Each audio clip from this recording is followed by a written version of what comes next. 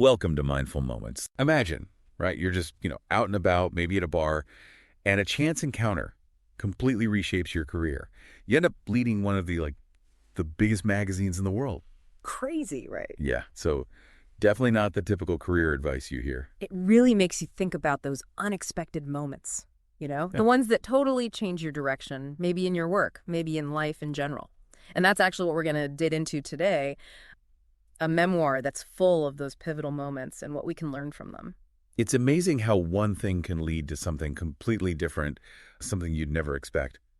The person we're looking at today, they were all about starting this newspaper twice a week, laser focus on all the big industries in New York. Yeah. It really shows like a real go-getter attitude, right? Yeah. And a deep understanding of, how the city works. Yeah. It was going to be a Tuesday, Thursday paper, like totally plugged into fashion, media, law, all that, the heart of New York, right? Hmm. And while trying to get the money for this, they met Arthur Carter, the guy who owned the New York Observer. And at the time, it wasn't exactly, the most exciting paper. People called it sleepy, even dull. They even printed it on, get this, salmon-colored paper. Salmon-colored paper. Not exactly the image you think of for like a cutting-edge magazine, right? Yeah, not exactly screaming glamour and excitement, that salmon color. But it's interesting, right, that something so, well, let's be honest, kind of bland turned out to be this huge turning point for this person's career. Exactly. It really Yeah. shows you, like, you can't judge a book by its cover, Yeah. right? And that the most unexpected things can lead to, like, the biggest changes. It's all about being open, to those possibilities that might not look like what you originally had in mind. Totally. And, it's about being flexible, too. Their goal was always about creating something, some kind of publication. So when the first plan hit a wall, they found another option, even if it wasn't as, immediately exciting. Being able to adapt is so important. For sure. And once they were in charge of the Observer, they were all about shaking things up. They wanted to get rid of that kind of dull broadsheet format, the one that made it feel like a less interesting cousin to the New York Times and the Wall Street Journal. Right, right. Ditching that old format, that shows they knew they needed to stand out. I mean, there are so many publications out there. Just copying the big names, that's not going to get you anywhere, right? Nope, not at all. They wanted to create something unique, something that would attract, a whole different audience. Exactly. And one of their key allies in this whole revamp was Amy Bell. She came over from Spy magazine, and apparently she was like a total whiz, super efficient, could get things done. That kind of support seems crucial when you're trying to really change things up. Oh, yeah. Having someone you can rely on, someone who really knows their stuff, that's super important, Yeah. especially when you're making big changes. And in me, coming from Spy, a magazine known for being, well, a little edgy and different, she probably brought a fresh perspective to the Observer. Definitely. And here's a great example of how they injected some personality into the Observer. They started this whole campaign to save the band shell in Central Park. They even put a demolition countdown clock, like right on the front page every week. Whoa, a countdown clock. That's bold. Totally. It was a way to grab attention and, really fight for something they believed in. For sure. It turned the Observer into something more than just a newspaper reporting the news. It showed they were willing to, take a stand and connect with the city and the people who live there. Absolutely. And then there were these weekly lunches with Arthur Carter, the owner, at Lutece, this fancy French restaurant, like a real institution. It became their thing. And sometimes they'd run into some interesting people there, like Richard Nixon, even. Lutece, huh? Fancy. It's interesting to think about those lunches, the editor and the owner, working things out and meeting people like Nixon. That gives you a little peek into the world of media and power in New York. Totally. So they were revitalizing this local paper. But then, out of the blue, this huge opportunity popped up. A chance to be the editor of either Vanity Fair or The New Yorker. Wow. Talk about a jump to the big leagues. I know, right? Those are two of the most well-known magazines in the country. Yeah. Being considered for either of those jobs, that really says something about the impact they had at the Observer. For sure. And the one they went with, Vanity Fair. Which is kind of funny, actually, because remember, this person came from Spy, the magazine that, loved to poke fun at Vanity Fair. Oh, yeah, that's right. That's pretty ironic. It kind of shows, maybe even criticism can lead to unexpected opportunities. And maybe Condé Nast, the company that owns Vanity Fair, was ready for something different, a new direction. Maybe so. And to keep things quiet during this transition, they used a code word when talking to their family about Vanity Fair. A code word. What was it? The pencil. Oh, They didn't want to, let anything slip while the current editor was still there. The pencil. I love it. So secretive. It shows how, sensitive these big moves can be, right? Absolutely. Yeah. But taking charge at Vanity Fair, it wasn't exactly smooth sailing. Those first few years, there was pushback from people loyal to the old editor, and some advertisers were nervous because of Vanity Fair's history, especially, all the satire from Spy. Makes sense, right? Big changes, they always make some people uneasy. It takes time for people to adjust, and advertisers, they want to protect their image, their brands. Right. So building relationships, that was key. Like they reached out to Ralph Lauren, who'd been, a frequent target of jokes and Spy, especially those not actual size captions next to his pictures. Oh, yeah, those were classic. I bet those conversations were interesting. Probably a little awkward. Yeah. But it shows they were ready to, build bridges and move forward. Yeah, it shows they understood the business side of things, keeping the advertisers happy. That's important for any magazine. Definitely. And they brought in this awesome team. Chris Garvin, known for being super smart and graceful, and Beth Klonizek, like a total PR pro. They were essential in steering the magazine and, its email during those early years. A good team. That's so important for any leader, especially when things are changing fast. Chris, with her editorial sense, and Beth knowing all about PR, they would have been a huge help navigating that world. Big time.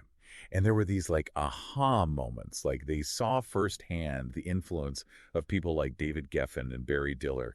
It gave them a lot of confidence and a deeper understanding of, how power works in that industry.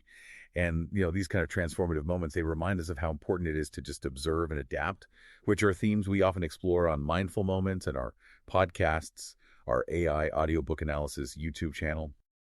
That's so true. Seeing how the really influential people operate, that can teach you a lot, right? It can give you the confidence to find your own way, especially in a new role. Right. And a big turning point for Vanity Fair in terms of creating a new image was the new establishment list. Yeah. It really focused on these up-and-coming power players in tech, the arts, business, all that. And it had these amazing photos by Annie Leibovitz. Oh, yeah, the new establishment. That was smart. It wasn't just recognizing these new influential people. It was showing that Vanity Fair got it. It understood these big cultural and economic changes that were happening. Yeah, it was recognizing the new power dynamics. Exactly. And then there was the Hollywood issue, inspired by those old group photos from Life and Esquire. It's like this cool blend of, respecting the history of magazines and staying relevant to what was happening right then. That's so clever, using those classic images, giving it that sense of old Hollywood glamour, but featuring the current stars. It's like connecting with different generations of readers. Yeah, totally.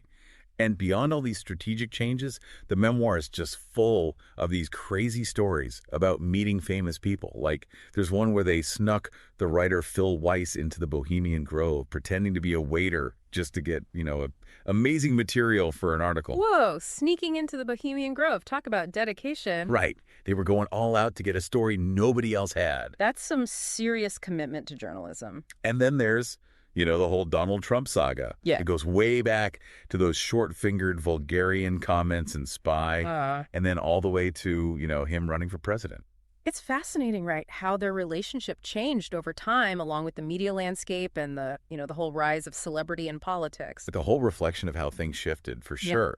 And can you imagine hosting Princess Margaret at a dinner party in New York? That must have been a whole other level of, protocol and, figuring things out. Oh, yeah, royalty at a New York dinner party. That's a mix of worlds for sure. Right, balancing those formal traditions with, more casual New York vibe. Yeah. And then there's this great story about their friendship with Louise Grunwald, who was the den mother to all the young writers at the time. It really shows the importance of mentors and those lasting connections, especially in a field like media. Mentors are so important. They can guide you, support you, especially when you're starting out.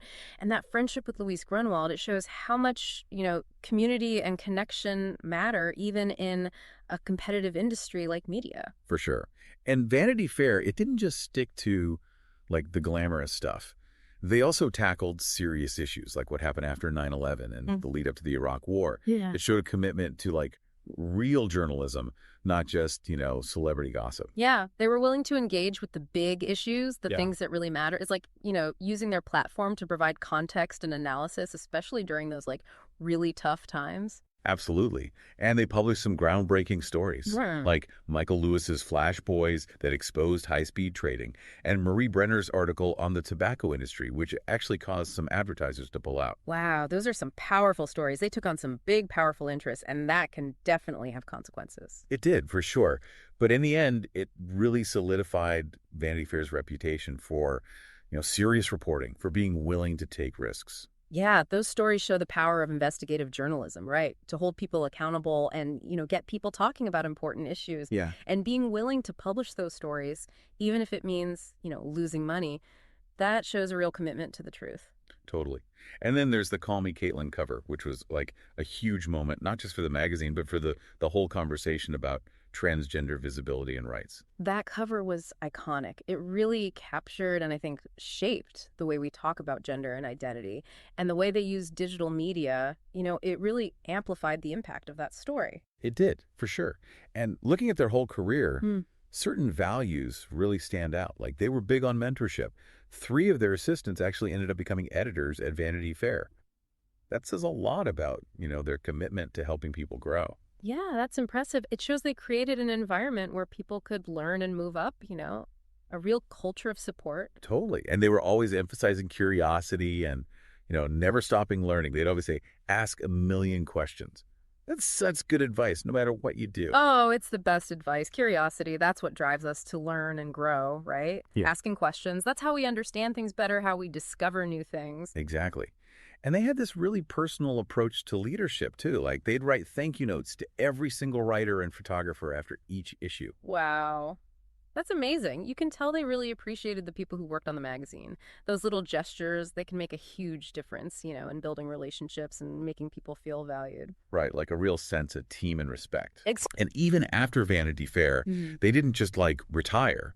They co-founded Airmail, Mhm. which is all about, great writing and journalism, but online. So they're still out there pushing the boundaries. That's so cool. It shows they're passionate about journalism, about finding new ways to tell stories. Right. And they've shared some of their like personal philosophies too. Like they have this FISK guide for choosing romantic partners. Yeah. Funny, interesting, smart, kind. FISK. Huh. I like that. Yeah, it's pretty good advice. And they also say if you really love something, get 2. Two of everything. Yeah, the things you really, really like. Like if you find the perfect pair of shoes or a sweater or whatever, get 2. Oh, I see what they mean. It's like, why risk losing something you love if you can just have a backup? Exactly. Okay, that's smart, actually. I might have to steal that advice. I think I will too. So, I mean, their whole journey, it really makes you think, right? Those little choices we make, those chance encounters, it can lead to the craziest, most unexpected places. Right. And sometimes, the path isn't clear, but if you stay open to new possibilities and you're curious about the world, you can end up somewhere truly amazing. Totally. Life's full of surprises, and sometimes the most unexpected turns lead to the most incredible destinations. Couldn't have said it better myself. Well, So if you enjoyed hearing about this journey through the world of media and, embracing those unexpected twists and turns, make sure to subscribe and tell a friend about it. You can also buy the full memoir. We'll put a link in the show notes to dive even deeper into these stories. But most importantly, keep thinking critically about the information you come across. The stories that shape how we see the world. yeah, keep questioning, keep learning, keep exploring. That's what it's all about.